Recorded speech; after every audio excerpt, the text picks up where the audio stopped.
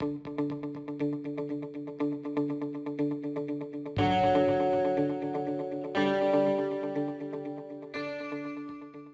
Guangyang Motor Company has been around for a while now.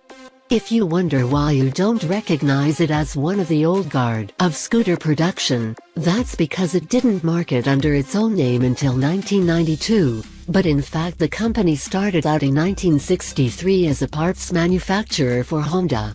So, don't discount KYMCO as just another Johnny-come-lately scooter factory, cause it is anything but.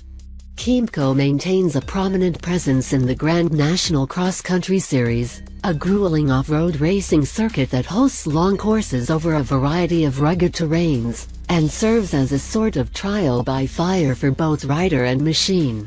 If that isn't a testament to quality, I don't know what is. Let's take a look and see how well KYMCO's race prowess transitions to the scooter sector with its 2016 Super 8 model family. Designed, the first thing that struck me as I initially regarded the Super 8 was how compact the overall unit looked. While it is a rather small scooter with only 52 inches between axles, the minimal front end and leg fairing leave it with a decidedly naked bike panache. The reduced fairing and lack of windshield may leave the rider a bit more exposed than usual, but it also makes for low windage and a more direct feeling of wind in your teeth.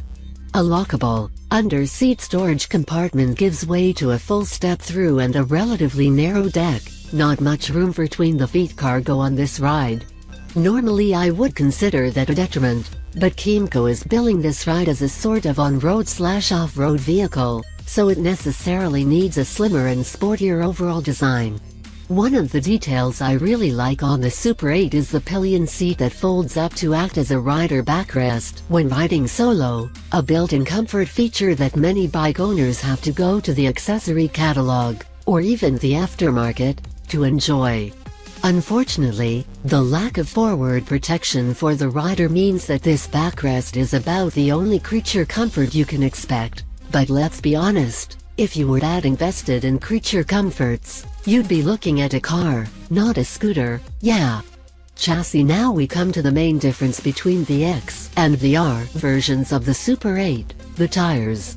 While the X models come with dual-purpose tires, what I refer to as street knobbies, that boast deep grooves for soft surfaces with nice, wide flats for street work, the R models come with straight-up street tires for carving the urban jungle, rather than the wilderness proper.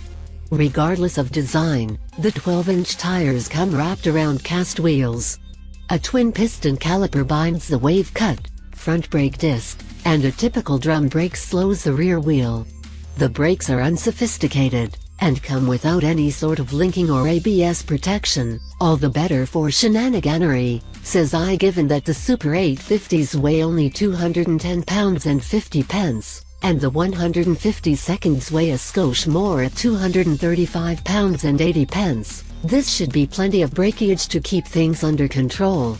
Hydraulic front forks float the front end, and an offset, coil-over monoshock supports the rear off-the-swing mount drive unit.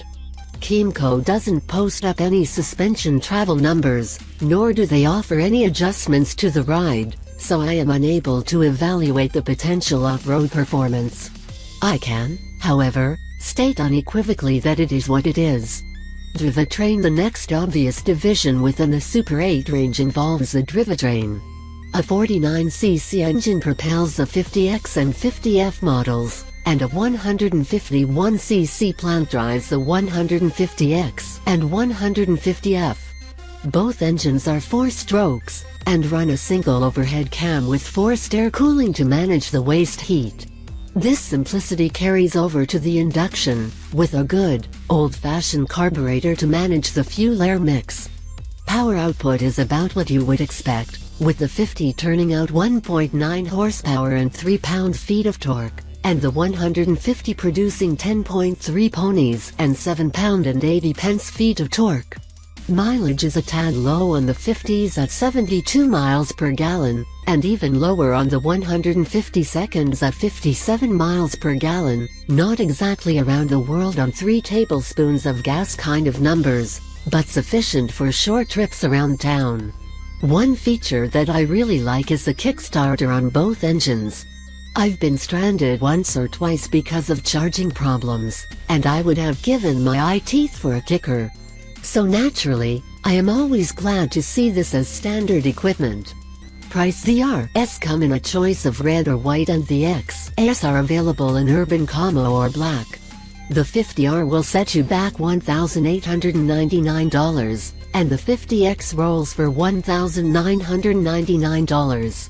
As you might expect, the 150 powered ride costs a bit more, but not much. The 150R goes for $2,199, and the 150X can be yours for $2,299.